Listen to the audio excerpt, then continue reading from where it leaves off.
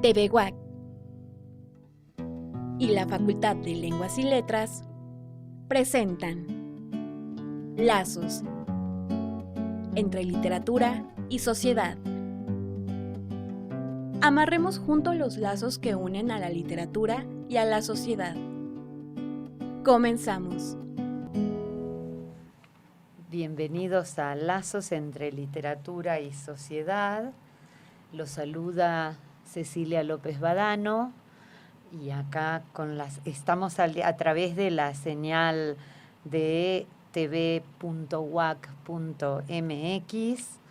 y les recordamos que puede comunicarse con nosotros al 192-1200 extensión 3703. Y doy la bienvenida acá a mis dos colegas, la doctora Esther Bautista. Muy buenas tardes a todos. Y la doctora Silvia Ruiz Tresgallo. Buenas tardes, gracias por la invitación. Estamos esperando al doctor Miralles, que está varado en el tránsito infernal de Querétaro. Bueno, hoy el tema va a ser literatura y género. Y lo que queremos aclarar, por si a alguno todavía le quedan dudas, es ¿qué es el género? ¿De qué hablamos cuando hablamos de género? Bueno, esto parte de las teorías feministas que empiezan a ver que el género como una especie de performance, como una actuación, ¿no es cierto? Y el género sería el revestimiento cultural de lo que llamábamos sexo, ¿no es cierto? Entonces, ¿qué es lo cultural? Lo cultural, indudablemente, no es algo innato, sino que es algo aprendido, sino que es algo que se va manejando desde que uno nace de acuerdo a la cultura en que uno vive. Y dije que era una performance porque si pensamos qué es lo que sucede cuando nos condicionan desde bebés con el rosa o con el azul, con la máquina de hacer tortillas o con los autitos, vamos entendiendo cómo se espera un resultado en función de eso, ¿no? De esto que nos condicionó socialmente. Seguramente si una mamá tuviera un bebé varón y alguien va con un regalito rosa, se sentirían molestos, sobre todo el papá y en México, ¿no? El otro día me comentaba una alumna que vio un bebé muy lindo, vestido de amarillito, y dijo, ¡ah, es niña! No, le dijo el padre, es niño, ¿no? Entonces, esto es lo que tiene que ver con el género, esto de los aprendizajes sociales, ¿no? Que muchas veces tiene que ver con cosas que nos condicionan desde muy lejos. Por ejemplo, cuando yo llegué aquí a Querétaro, vivía con una señora que un día se olvidó de decirle a la muchacha que hacía la limpieza que limpiara el balcón de la casa, la ventana que daba a la calle. Entonces, en un momento, vio que ya se había ido la muchacha y que no había limpiado la ventana y me dijo, ¡ay, van a pasar y van a decir que en esta casa no hay mujeres! Entonces yo le dije, bueno, ¿qué hay que determine genéticamente que una mujer limpia balcones mejor que un hombre, ¿no? Cuando hablamos de género, así en general, queremos decir también que ha habido diversificaciones de este concepto de género.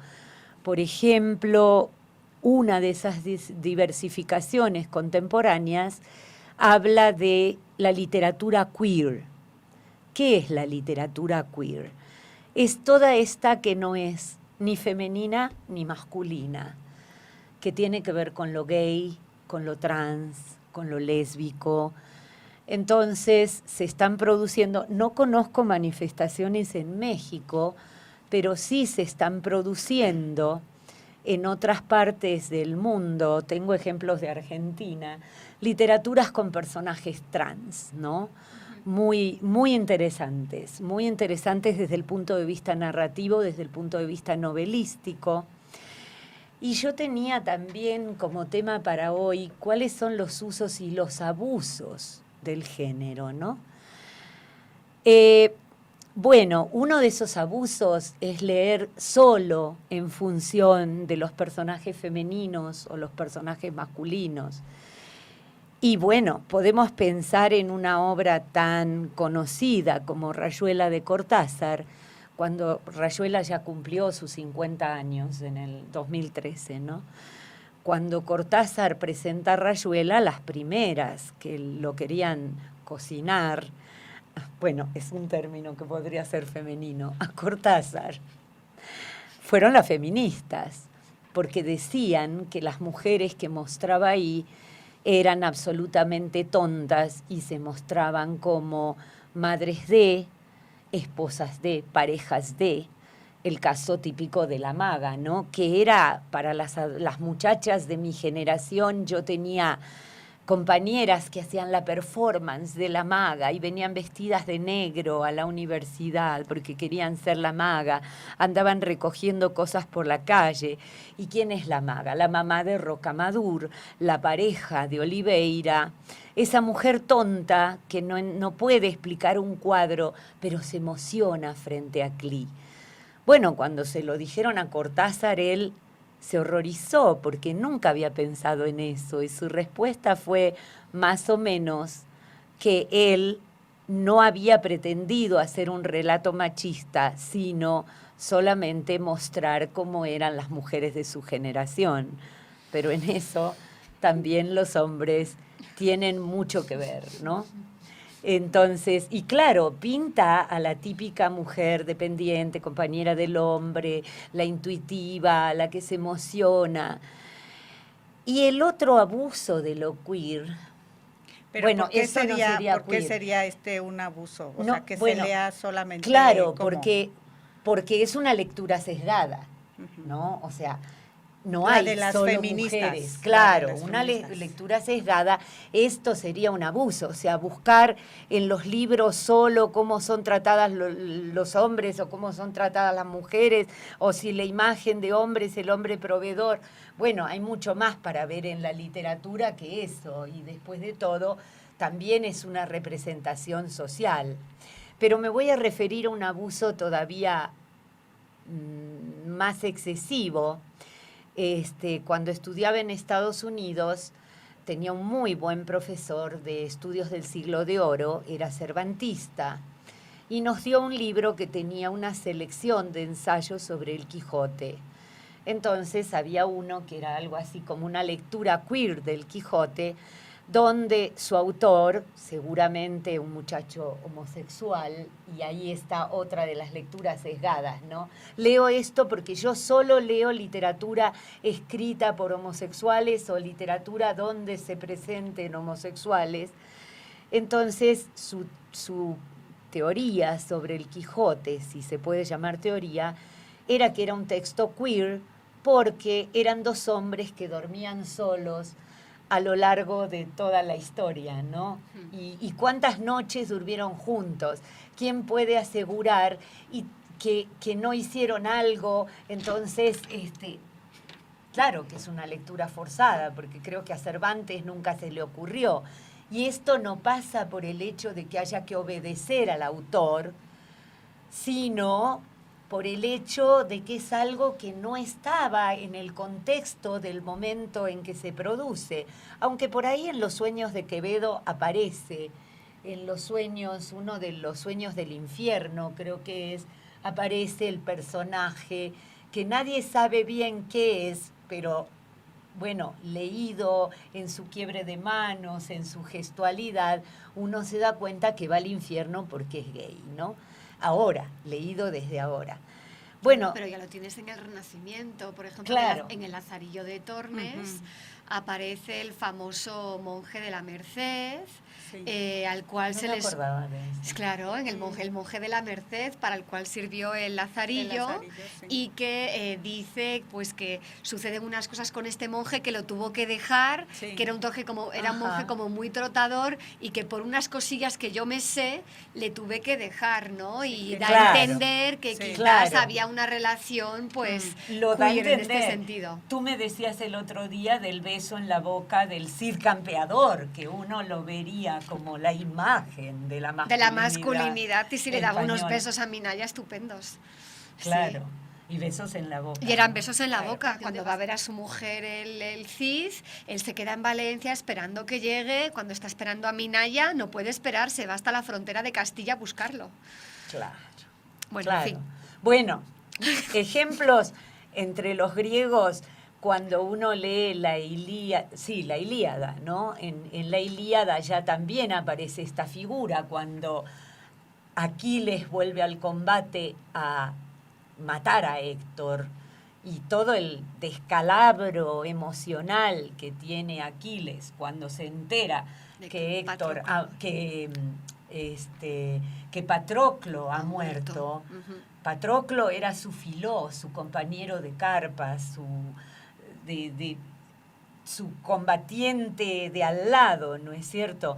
Cosa que la película norteamericana resuelve muy bien poniendo que son primos, ¿no? Entonces, ¿a qué me refiero con una lectura abusiva? Bueno, no podemos leer la Ilíada solo en función de eso, o el Cid Campeador solo en función de eso, o menos pensar en la figura queer de El Quijote porque eran dos hombres solos durmiendo juntos, ¿no? O sea, estas son lo que yo llamo lecturas sesgadas, lecturas utilitaristas, de textos que no se brindan mucho para eso.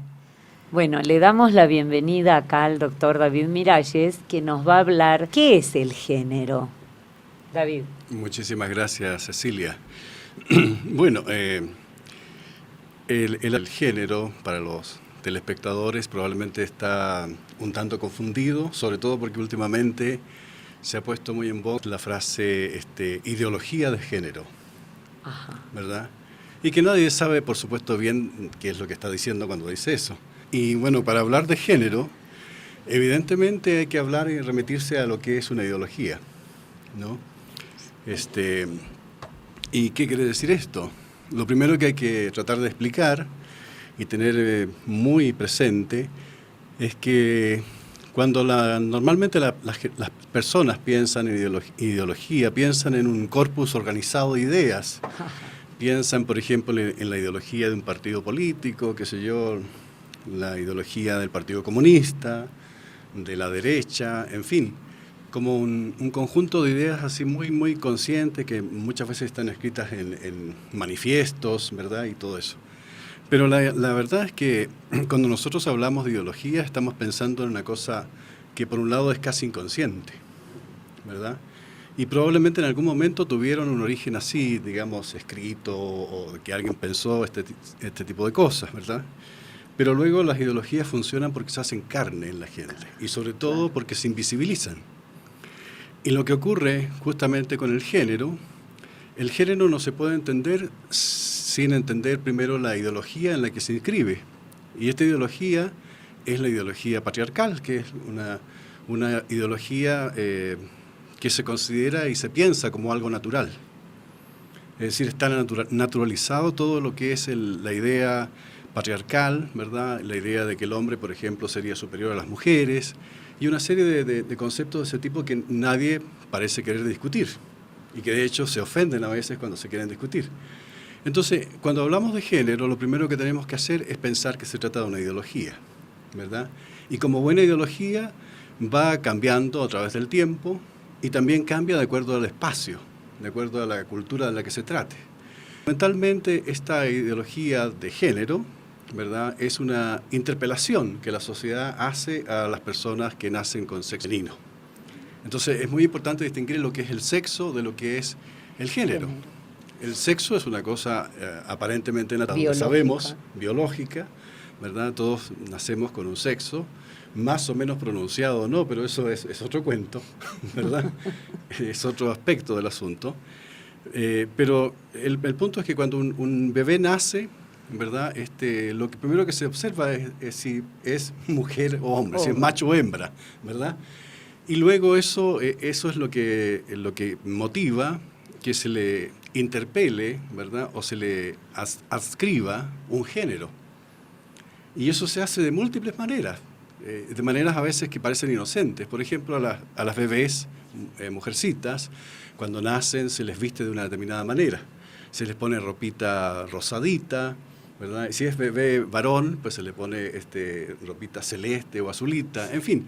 Y luego los juegos, ¿verdad?, que se les enseñan a las varones y a las hembras son también diferentes. Estábamos diciendo acá de la maquinita de hacer tortillas para la niña y los autitos para el varón. Claro, que también Exacto. son los actos. O Claro. sea, Claro. uno se le asigna un determinado género, pero el resto de su vida, como dice Butler, tiene que ir actuando Exacto. ese género para demostrar Claro. que precisamente que es un hombre o que es una mujer. Y cuando se hace Exacto. un acto, digamos, que discrepa de esa Vienen diferencia los social o conflictos. cultural, vienen los conflictos, los Exacto. problemas y la violencia en muchos casos. Claro. Pero es una de las formas de entender, porque la gente a veces duda de que haya que no haya una especie de ecuación entre lo que es el género y lo que es el sexo. Una forma muy fácil de entenderlo es pensar lo siguiente, que el género prueba que es una cosa cultural, puesto que cambia en el tiempo y cambia en el espacio. Claro. Es decir, Claro, no es claro. lo mismo ser mujer ahora, por ejemplo, hoy día en Querétaro, que lo era hace, 20, 30 años, 50 años, 100 años atrás, ¿verdad? Las abuelas vivían de otra manera. ¿Sí? Ah, perdón. Entonces, el asunto es que eso prueba que se trata de un evento o de un hecho más bien de carácter cultural. Si fuera biológico, probablemente se mantendría mucho más estable a través del tiempo y las culturas diferentes y los distintos espacios donde habitan los humanos. Claro. Entonces, siendo esto un aparato cultural, la cuestión de género, la adscripción de género, es una cosa que evidentemente puede ser cambiada cuando se tiene lucidez sobre la lógica que tiene o deja de tener, ¿verdad?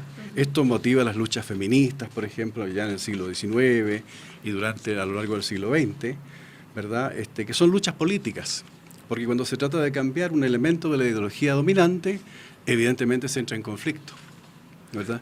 Entonces, lo último que quiero decir sobre esto, para ya ir cerrando esta idea, es que cuando la gente conservadora, por ejemplo, hoy día habla y le echa encima, le echa en cara a la gente más progresista que están hablando de una ideología de género, en realidad lo que no se dan cuenta es que los que tienen la ideología de género en realidad son ellos, Claro. ¿verdad? Claro. Los que tratan de cambiar la ideología de género son justamente la gente progresista, ¿no? Los que quieren modificar y que quieren establecer que el género es una cosa también opcional, que no tiene por qué ser impuesta, ¿verdad? En fin. Volviendo un poco al tema cultural del que hablábamos, ¿no? En la historia cultural, yo que estoy dando un curso de literatura clásica, les digo a mis alumnos que reparen en muchos detalles, porque tratando de no hacer estas lecturas sesgadas que decíamos, pero ¿dónde aparecen las marcas, no? Bueno, la literatura griega en muchas partes tiene una marca muy misógina, sobre todo la literatura del origen griego, ¿no? O sea, la Ilíada, la Odisea, fuertemente patriarcal, tal vez más que la Ilíada. Y les decía, porque vemos un libro que es el Tratado de los Campesinos prácticamente, que es Los trabajos y los días de Hesíodo. Y les hago notar que, bueno, para los griegos, por lo menos en la esfera culta de los griegos, esto de la andreia, que es la condición de valor del varón, el ser valiente en el combate, no tiene que ver con acostarse con un hombre o no. Más bien, casi todos los guerreros se acostaban con otro hombre, sino que tiene que ver con esto de no amilanarse, de no achicarse frente al combate. Pero esto está bastante bien, claramente visto en esta ideología de la Ilíada, de la Odisea, del valor ante el combate, qué significa la andreia. Pero se empieza a discutir y uno puede interpretarlo de distintos modos, por ejemplo, en el platonismo, ¿no? En el banquete de Platón, todos están hablando de, uno llega a decir, bueno, miren, es más valioso acostarse con un hombre porque uno no se contamina del espíritu débil de lo femenino, ¿no?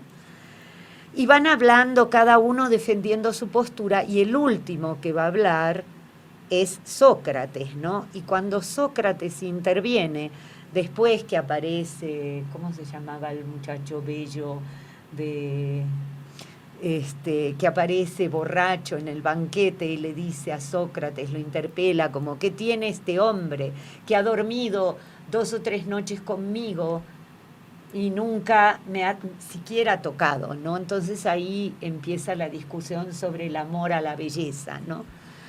Pero lo que les dice Sócrates es, yo los secretos del amor los aprendí con una mujer, porque el amor es como intercambiar en la belleza, algo así, o procrear en la belleza. Y les dice, los aprendí con una mujer que se llama Diótima de Mantinea.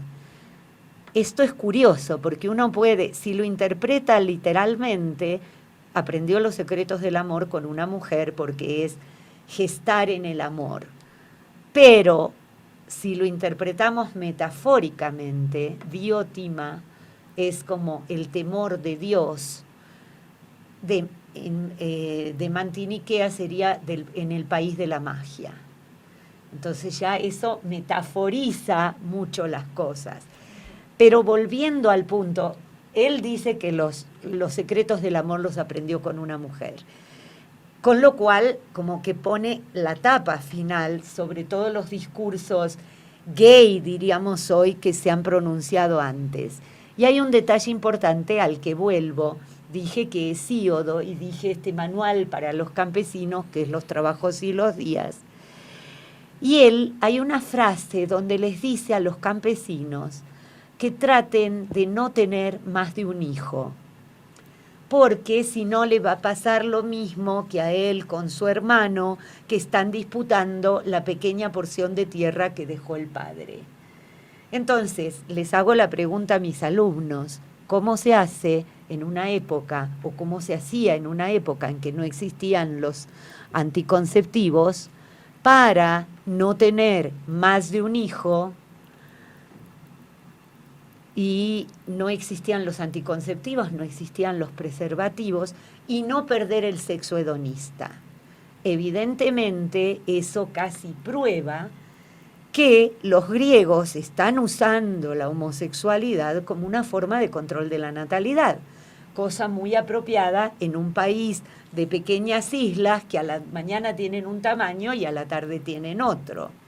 Entonces, esto queda marcado, los chicos se quedan ahí, algunos ponen cara de que preferirían otras formas de anticoncepción, pero les digo, miren la diferencia con el pueblo judío que dice no derramarás tu semen en vano.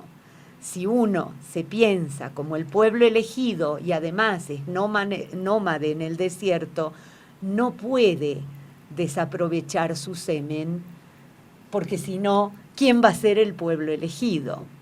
Bueno, vamos al corte y seguimos en un ratito. Lazos entre la literatura y la sociedad. Una producción de TV WAC y la Facultad de Lenguas y Letras. Continuamos. Bueno, le dejo la palabra a Silvia, que nos va a hablar de cómo era esta escritura de las mujeres en los conventos de la época barroca. Bueno, muchas gracias. Quizás también para continuar lo que estaban comentando mis compañeros, estamos hablando de género, pero cuando hablamos de género inmediatamente se tiende a pensar en mujer. Claro. Y en realidad cuando hablamos de género hablamos de las construcciones sociales, tanto de lo femenino como de lo masculino, como de los grupos LGBT, o sea, quiero decir que es algo, y de lo trans también, ¿no? Silvia, que es algo como aclara más- que es LGBT porque el otro día yo lo dije en clase y varios de mis alumnos no sabían. Bueno, se refiere a los grupos que están formados por lesbianas, gays, transexuales, asexuales, etcétera, ¿no? Como digamos como diferentes Sí. opciones de tipo sexual, ¿no? Entonces, yo quería, digamos, un poquito aclarar este tema. Antes de entrar en el tema, solo un par de cositas que además creo que se relacionan con lo que hemos comentado. Quizás una de las épocas, en mi opinión, en las cuales da más juego el análisis de género, sobre todo en la literatura, es el barroco. Y tengo un concepto, digamos, como transatlántico del barroco.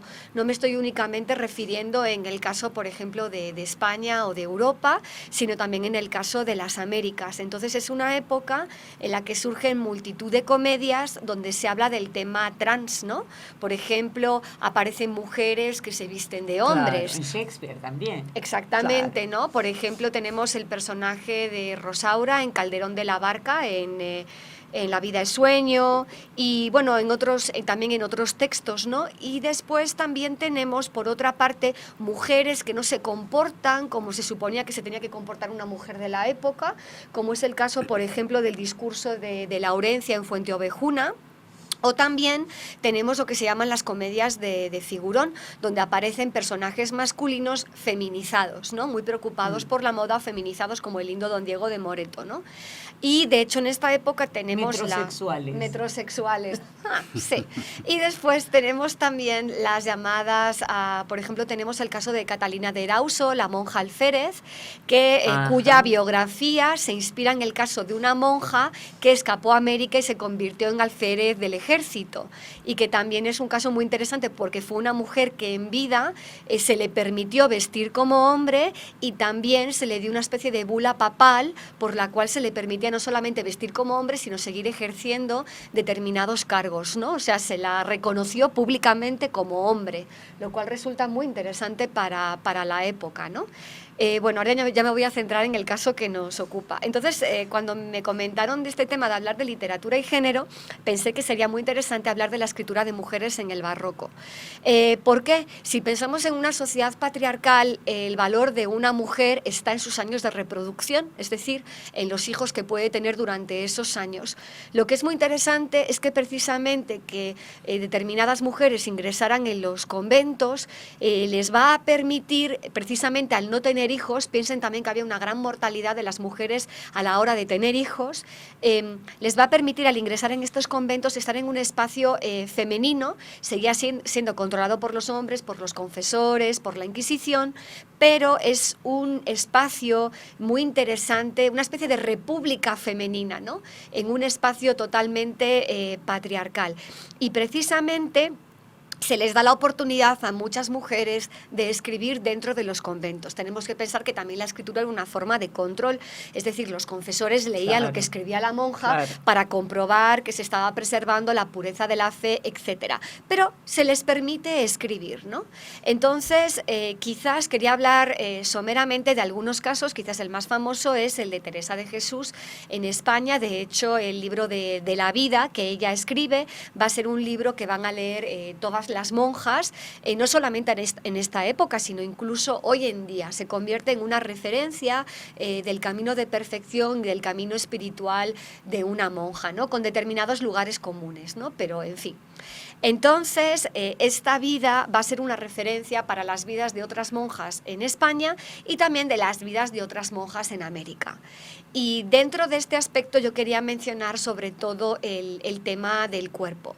Muchas veces podríamos pensar que cuando hablamos de espiritualidad hablamos únicamente de espíritu, y sin embargo el cuerpo tiene una presencia total en este tipo de textos. Es decir, la religión se vive a través del cuerpo. ¿Y por qué se vive a través del cuerpo? Porque estamos en el concepto de la religión mágica del barroco, en la cual el cuerpo de estas mujeres va a sufrir.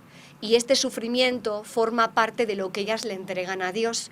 Entonces, podemos pensar en esta espiritualidad, como digo, de una manera corporal, porque digamos que el cuerpo de estas monjas se va a poner en la línea de batalla. Las mujeres en esta época evidentemente no podían participar en el ejército, ¿no? Sin embargo, al estar en el convento no solamente pueden escribir, sino que ellas mismas van a tener un rol muy importante en la religión y va a ser batallar con los demonios. Claro, hablando de lo infernal. Entonces, su cuerpo puede sufrir, digamos, arrobamientos, raptos, en los cuales ellas se elevan y se conectan con lo divino, pero también van a plantear una batalla. Y esa batalla se va a lograr a través de la enfermedad. El sufrimiento van a hacer que ellas se relacionen con Dios, en el sentido de que ellas van a pasar por los signos de la pasión de Cristo. De hecho, los estigmatas forman parte de estos elementos, ¿no? O sea, como para demostrar como que Dios me ha elegido y que yo pues soy la mejor monja del convento, tengo que sufrir más, mi cuerpo tiene que sufrir más enfermedades. Y cuanto más más sufro yo, digamos, más me acerco a Dios. Y otro de los elementos, como he dicho, va a ser la batalla con los demonios. Ellas, como son mujeres, entre comillas, son más imperfectas. Entonces los demonios van a acudir a donde ellas están para que ellas, por medio de su cuerpo, puedan luchar contra estos demonios. Podríamos pensar hoy en día que una monja contemplativa no hace nada de mérito, ¿no? Está en un convento simplemente rezando, pero ellas estaban entablando un combate que era espiritual y que les daba una posición importante dentro de la sociedad. Entonces, yo lo que quería aquí era leer algunos pequeños fragmentitos. El primero que voy a leer es de Santa Teresa de Jesús, de cuando habla cómo ella se enfrenta a los demonios, ¿no? Y las tentaciones y las visiones también son algo que forma parte de esta sociedad. Entonces dice Santa Teresa, dice: quiero decir yo que he dicho algunas tentaciones y turbaciones interiores y secretas que el demonio me causaba, otras que hacía casi públicas en que no se podía ignorar que era él. Estaba una vez en un oratorio y aparecióme hacia el lado izquierdo de abominable figura, en especial miré la boca porque me habló que la tenía espantable. Parecía le salía una gran llama del cuerpo que estaba toda clara, sin sombra. Díjome espantablemente que bien me había librado de sus manos, mas que él me tomaría en ellas. Yo tuve gran temor y santigüéme como pude y desapareció y tornó luego. Por 2 veces me acació esto. Yo no sabía qué me hacer. Tenía allí agua bendita y echélo hacia aquella parte y nunca más tornó. Lo que quiero decir con esto es que estas luchas con los demonios, estas apariciones de los demonios, son tan importantes como los raptos divinos y los arrobamientos, ¿no?, con la figura de Cristo. Existen varias monjas que se podrían comentar. Evidentemente, una de ellas es Santa Teresa de Jesús, otra podría ser la Madre Josefa del Castillo en Colombia. Y evidentemente pues Sor Juana Inés de la Cruz, que ya no ingresó, digamos, con vocación al convento, pero precisamente lo utilizó como un espacio para poder escribir y para poder desarrollar, digamos, sus inquietudes intelectuales. De hecho, su carta de la vida es como su carta tenagórica es una especie de hagiografía, ¿no?, podríamos decir. Pero yo me quería centrar también en este caso en el de Sor María, un momento, me he pasado de texto, y quería hablar del caso de Sor María Jesús de Ágreda, que escribe un texto muy importante que se llama La mística ciudad de Dios. Estos son textos como no canónicos, pero son muy interesantes. ¿Por qué hablo de Sor María de Jesús de Ágreda? Porque ella representa pues de una forma el elemento místico con una reivindicación de lo femenino. Ella, aparte de participar en un fenómeno de bilocación por el cual se supone que estuvo adoctrinando indígenas en Nuevo México, o de ser incluso la confesora y confidente política de Felipe IV, para que tengamos una idea de lo importante que es esta figura, ella escribe un texto en el que va a reivindicar la figura de la Virgen y cómo la figura de la Virgen de alguna manera va a redimir el pecado de Eva y va a lograr precisamente reivindicar el valor de una mujer a partir de la figura de la Virgen. Entonces voy a leer solamente un par de fragmentitos y ya termino, ¿no? Entonces dice Sor María de Ágreda que lo escribiera un ángel no era conveniente, y también los incrédulos y tardos de corazón hallaron cómo calumniarlo. Necesario era que el instrumento fuera un hombre, pero no era conveniente el más doctor ni sabio a cuya ciencia se atribuyera o que con ella se equivocara la divina luz y se conociera menos, o se atribuyera a industria y pensamiento humano. Mayor gloria de Dios es que lo sea una mujer, a quien nada pudo ayudar la ciencia ni la propia industria. ¿No? Tenemos que pasar al siguiente caso. Ok. Yo solamente... ¿Me dejas un minutito nada más? ¿Sí? Ellos. Ok. Yo no. Vale, solamente sí, quería pero- mencionar un momento en el que ella digamos que escribe la biografía de la Virgen, y ella lo que va a decir es que la Virgen no es solamente un receptáculo de Cristo, sino que tiene una grandísima importancia para la salvación, y que la Virgen es luchadora y batalladora. Y aquí hay una cita en la que habla de cómo se enfrenta la Virgen con el demonio transfigurado en figura de dragón. Dice: y también fue admirable el modo de resistirlas y vencerlas gloriosamente, pues para defenderse del dragón, la mujer dice que le fueron dadas 2 alas de una grande águila para que volase al desierto, a su lugar donde es alimentada por tiempo y tiempos. Estas 2 alas se las dieron a la Virgen Santísima antes de entrar en esta pelea, porque fue prevenida del Señor con particulares dones y favores. La una ala fue una ciencia infusa que de nuevo le dieron de grandes misterios y sacramentos. La segunda fue nueva y profundísima humildad, como en su lugar explicaré. Y finalmente dice: este medio tiempo fue el que la Virgen Santísima estuvo en esta vida, libre de persecución del dragón y sin verle, porque después de haberle vencido en las peleas que con él tuvo, por divina disposición estuvo como victoriosa, libre de ellas. Así que la Virgen haya tenido a Cristo tiene también que ver con que ella ha defendido al propio Cristo o al propio Jesús de las garras del demonio. Y es interesante porque lo que hacen estas mujeres es reivindicar el papel de la mujer, ¿no? Y de la Virgen María, casi en un discurso que podríamos describir como profeminista o protofeminista. Y con eso le paso el testigo a mi compañera, ¿sí? Esther, Bueno. la doctora Esther. Esther nos va a hablar de Rosario Castellanos. Sí, muchas gracias. No, Silvia, que el tiempo lo van Sí, lo sé, controlando Perdón. los colegas que tenemos frente a nosotros. Entonces, por mí podríamos seguir hablando del convento y de las mujeres. Y yo también, no sé, hay como varias dudas que me surgen y que, bueno, pues, por ejemplo, esta idea del espacio del convento como una república de las mujeres, también un poco cuestionaría, o sea, porque sí, había de una manera u otra una cierta libertad, pero también se reproducía de una manera u otra el modelo patriarcal, ¿no? Y entonces tampoco es que podamos decir que la vida en el convento fuera como un espacio, o sea, las vivencias de las monjas y que eso también se va a ver reflejado en la literatura, es decir, cómo se habitaba ese espacio del convento. Y esto pues lo traigo a colación justamente para hablar de Rosario Castellanos, ¿no? Nuestra Rosario Castellanos, pensando en México. Y Rosario Castellanos tiene vamos a escuchar también. Sí, también vamos a escuchar, porque el texto del que voy a comentar es unos minutos de lección de cocina. Entonces no sé si lo vamos a escuchar ahora, mientras voy hablando, o lo escuchamos ahora. Ok.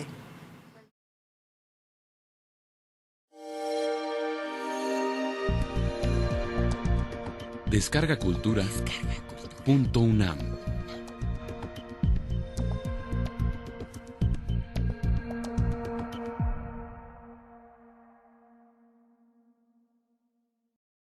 Lección de cocina de Rosario Castellanos.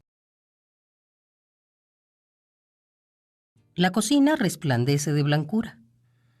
Es una lástima tener que mancillarla con el uso.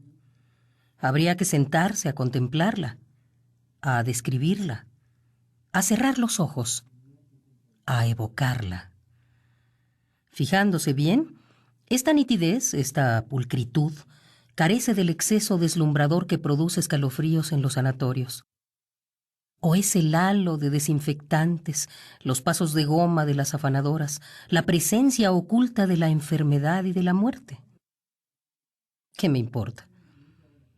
Mi lugar está aquí. Desde el principio de los tiempos ha estado aquí. En el proverbio alemán, la mujer es sinónimo de Kutsche, Kinder, Kirche. Yo anduve extraviada en aulas, en calles, en oficinas, en cafés, desperdiciada en destrezas que ahora he de olvidar para adquirir otras. Por ejemplo, elegir el menú. ¿Cómo podría llevar a cabo labor tan improba sin la colaboración de la sociedad, de la historia entera? En un estante especial, adecuado a mi estatura, se alinean mis espíritus protectores, esas aplaudidas equilibristas que concilian en las páginas de los recetarios las contradicciones más irreductibles, la esbeltez y la gula, el aspecto vistoso y la economía, la celeridad y la suculencia. Con sus combinaciones infinitas, la esbeltez y la economía, la celeridad y el aspecto vistoso, la suculencia y... ¿Qué me aconseja usted para la comida de hoy, experimentada ama de casa, inspiración de las madres ausentes y presentes, voz de la tradición, secreto a voces de los supermercados? Abro un libro al azar y leo La cena de Don Quijote. Muy literario, pero muy insatisfactorio, porque Don Quijote no tenía fama de gourmet, sino de despistado. Aunque un análisis más a fondo del texto nos revela, etcétera, etcétera, etcétera, etcétera. Ha corrido más tinta en torno a esa figura que agua debajo de los puentes. Pajaritos de centro de cara. Esotérico. ¿La cara de quién? ¿Tiene un centro la cara de algo o de alguien? Si lo tiene, no ha de ser apetecible. Vigos a la rumana. ¿Pero a quién supone usted que se está dirigiendo? Si yo supiera lo que es estragón y ananá, no estaría consultando este libro porque sabría muchas otras cosas. Si tuviera usted el mínimo sentido de la realidad, debería usted misma o cualquiera de sus colegas tomarse el trabajo de escribir un diccionario de términos técnicos, redactar unos prolegómenos, idear una propedéutica para hacer accesible al profano el difícil arte culinario. Pero parten del supuesto de que todas estamos en el ajo y se limitan a enunciar. Yo por lo menos declaro solemnemente que no estoy, que no he estado nunca ni en este ajo que ustedes comparten, ni en ningún otro. Jamás he entendido nada de nada. Pueden ustedes observar los síntomas. Me planto, hecho un imbécil, dentro de una cocina impecable y neutra, con el delantal que usurpo para hacer un simulacro de eficiencia y del que seré despojada vergonzosa pero justicieramente. Abro el compartimiento del refrigerador que anuncia carnes y extraigo un paquete irreconocible bajo su capa de hielo. La disuelvo en agua caliente y se me revela el título sin el cual no habría identificado jamás su contenido. Es carne especial para asar. ¡Magnífico! Un plato sencillo y sano. Como no representa la superación de ninguna antinomia ni el planteamiento de ninguna aporía, no se me antoja. Y no es solo el exceso de lógica el que me inhibe el hambre. Es también el aspecto rígido por el frío. Es el color que se manifiesta ahora que he desbaratado el paquete. Rojo, como si estuviera a punto de echarse a sangrar. Del mismo color teníamos la espalda mi marido y yo, después de las orgiásticas asoleadas en las playas de Acapulco. Él podía darse el lujo de portarse como quien es y tenderse boca abajo para que no le rozara la piel dolorida. Pero yo, abnegada mujercita mexicana que nació como la paloma para el nido, sonreía a semejanza de Cuauhtémoc en el suplicio cuando dijo: «Mi lecho no es de rosas», y se volvió a callar. Boca arriba, soportaba no solo mi propio peso, sino el de él encima del mío, la postura clásica para hacer el amor, y gemía, de desgarramiento, de placer, el gemido clásico. Mitos. Mitos. Lo mejor para mis quemaduras al menos, era cuando se quedaba dormido. Bajo la yema de mis dedos, no muy sensibles por el prolongado contacto con las teclas de la máquina de escribir, el nylon de mi camisón de desposada resbalaba en un fraudulento esfuerzo por parecer encaje. Yo jugueteaba con la punta de los botones y esos otros adornos que hacen parecer tan femenina a quien los usa en la oscuridad de la alta noche. La albura de mis ropas, deliberada, reiterativa, impúdicamente simbólica, quedaba abolida transitoriamente. Algún instante quizá alcanzó a consumar su significado bajo la luz y bajo la mirada de esos ojos, que ahora están vencidos por la fatiga. Unos párpados que se cierran, y he aquí de nuevo el exilio. Una enorme extensión arenosa, sin otro desenlace que el mar, cuyo movimiento propone la parálisis, sin otra invitación que la del acantilado al suicidio. Pero es mentira. Yo no soy el sueño que sueña, que sueña, que sueña. Yo no soy el reflejo de una imagen en un cristal. A mí no me aniquila la cerrazón de una conciencia o de toda conciencia posible.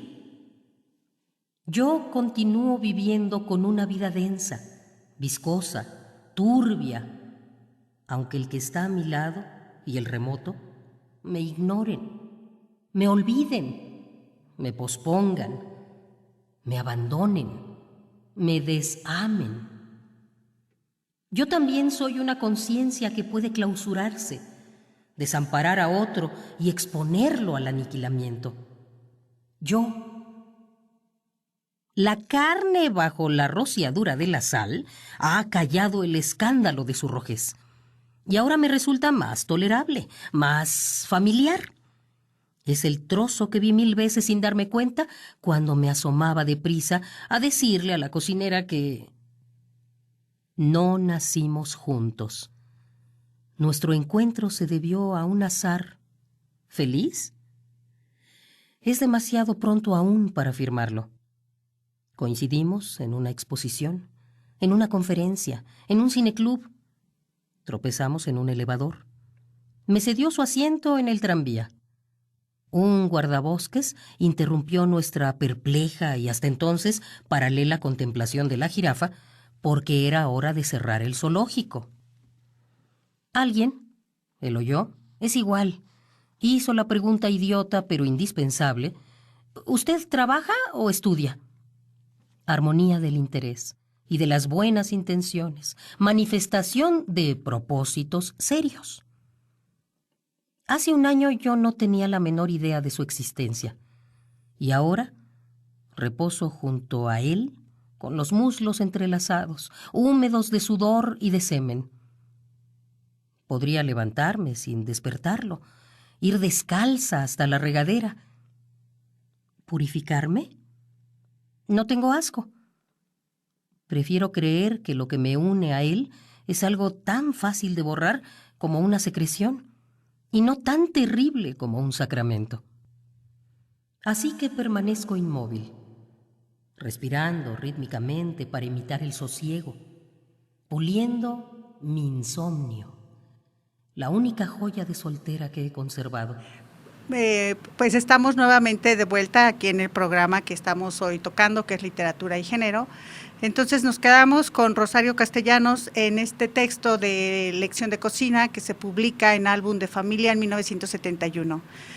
Es un año, y vamos a pensar esta década de los 70, en donde sí había, o sea, si cito las palabras o traigo las palabras de Marta Lamas, ¿no?, que es uno de los, vamos a decir, es una de las críticas y de las mujeres que ha trabajado sobre género desde hace muchas décadas en México. Debate Feminista es una de las revistas que ya tiene muchos años, que se estuvo publicando, en donde ella también, pues ya, yo no sé si desde los años 70 o los 80 es Debate Feminista, no lo tengo ahora aquí presente. Entonces, Marta Lamas habla así del concepto de género como un constructo cultural, y que hablábamos aquí también en la mesa, sobre todo en esto, lo que debería ser lo femenino y lo que debería ser lo masculino. Y en este cuestionamiento, pues no solamente se queda a un nivel social, cultural, político, sino también lo vamos a encontrar reflejado en la literatura y cuestionado en la literatura. En Lección de Cocina, si nosotros conocemos el texto, pues es una mujer casada, una ama de casa, y que está justamente en este espacio que es la cocina, y que según también muchas críticas que trabajan sobre escritura hecha por mujeres, pues nos señalan que algunos espacios, por ejemplo el convento o la cocina, son espacios que han sido asignados para que habiten, ¿no?, las mujeres. Y entonces en este espacio, que también Sor Juana decía, ¿no?, que si Aristóteles o estos filósofos clásicos hubieran pasado más tiempo en la cocina, pues la historia se habría escrito o la historia sería distinta. Entonces, con Rosario Castellanos en Lección de Cocina, es interesante sobre todo pensar que es esta mujer que está en esta actividad de preparar la cocina para que cuando llegue el marido, pues la comida esté lista, que eso es lo que se esperaba de una mujer, ¿no?, en una época determinada, y estoy hablando en una época determinada en México. Y entonces, en ese estar cocinando, en ese proceso de cocinar, es también un proceso de reflexión para la protagonista del cuento. Ya no es este ángel del hogar, ¿no?, este ángel, este imaginario, este constructo cultural que se crea en la novela del siglo XIX, por ejemplo, en Inglaterra, sino pues esta protagonista de Rosario Castellanos va a cuestionar justamente ese papel, ¿no? Y va a decir, y nada más cito una de las líneas del cuento, ¿no?, es una cocina y el inicio del cuento ya nos va a señalar y a indicar varias cosas hacia dónde va la lectura. La cocina resplandece de blancura. Es una cocina que siempre va a estar impecable, que siempre va a estar una especie de hospital. Y dice Rosario Castellanos, desde el principio de los tiempos ha estado aquí. Entonces ese espacio, ¿no?, y que claro, la pregunta es cómo es que se está o se ha vivido ese espacio asignado en cierta época para las mujeres. Es una cocina y dice en algún momento que él, su esposo, podía darse el lujo de portarse como quien es y tenderse boca abajo, esto es cuando están pasando las vacaciones en la playa, ¿no? Y ella, abnegada mujercita mexicana, que nació como la paloma para el nido, sonreía a semejanza de Cuauhtémoc en el suplicio cuando dijo, mi lecho no es de rosas, y se volvió a callar. Entonces, ante esto, y ya como para irse concluyendo, pues vemos, al menos en estas líneas, esta representación de lo femenino en los años 70 a través del texto de Rosario Castellanos. Estaba pensando en un texto de Clarice Lispector, más o menos de la misma época, La gallina, La que gallina, también, exacto. claro, que también hablan de este espacio tan femenino, ¿no?, como es la cocina, y eso lo podemos contraponer con el pedido de Virginia Woolf, ¿no? Ah, sí, un cuarto propio. Un cuarto propio. Sí. Que Y yo a dinero. veces... Y unas guineas. Claro. Sí, bueno, porque Pero también, esa es la parte materialista. pero también hay que Pero- acordarse de una cosa que no debe de dejar sin señalarse, que la mujer cocina para su esposo, ¿verdad?, y cocina muy rico y todo lo demás, pero los cocineros varones son las estrellas. Ah, sí. Los chefs. Claro. Sí, sí, sí. O sea, es mucho más reconocido un hombre que se mete a la cocina y que guisa plato y que es un artista que el trabajo que hace la mujer en la cocina. Bueno, porque ya está mercantilizado en el momento que es un trabajo en el cual se logran unos beneficios económicos importantes, ya no eres cocinero, ya eres chef. Claro. Y eso Pero eso también habla de la ideología patriarcal, cómo se mete hasta en Claro, eso. claro. Se le roba esa cosa que está asignada a la mujer, y cuando la hace un hombre pasa a ser una cosa para hacer arte, ¿verdad? Y entonces ahí vemos cómo funciona esto, ¿no? Estaba pensando en el primer capítulo de Breaking Bad, que este personaje, para empoderarse o para adquirir una posición de poder, tiene que desnudarse, ponerse un delantal y ponerse a cocinar. Claro, Sí. claro, ¿no? claro. Pero como eso es valorado en ese mundo, también le dicen lo mismo, que es un chef, que es un artista. Claro. que es un- Claro, claro, Y eso en una serie contemporánea, ¿no? claro. Bueno, Hay mucho para decir, como ven, en este tema. Queremos aclarar que aquí el colega David Miralles cocina muy bien, aunque no sea un chef estrella. Y nos despedimos por hoy. Ya saben que estamos en la señal de TV UAC, que va a estar nuestro programa también en el Facebook de la universidad. Y despedirnos hasta la próxima semana. Muchas gracias. Hasta luego. Gracias. Hasta luego, muchas gracias. TV UAC y la Facultad de Lenguas y Letras presentaron Lazos entre la literatura y la sociedad. Hasta la próxima.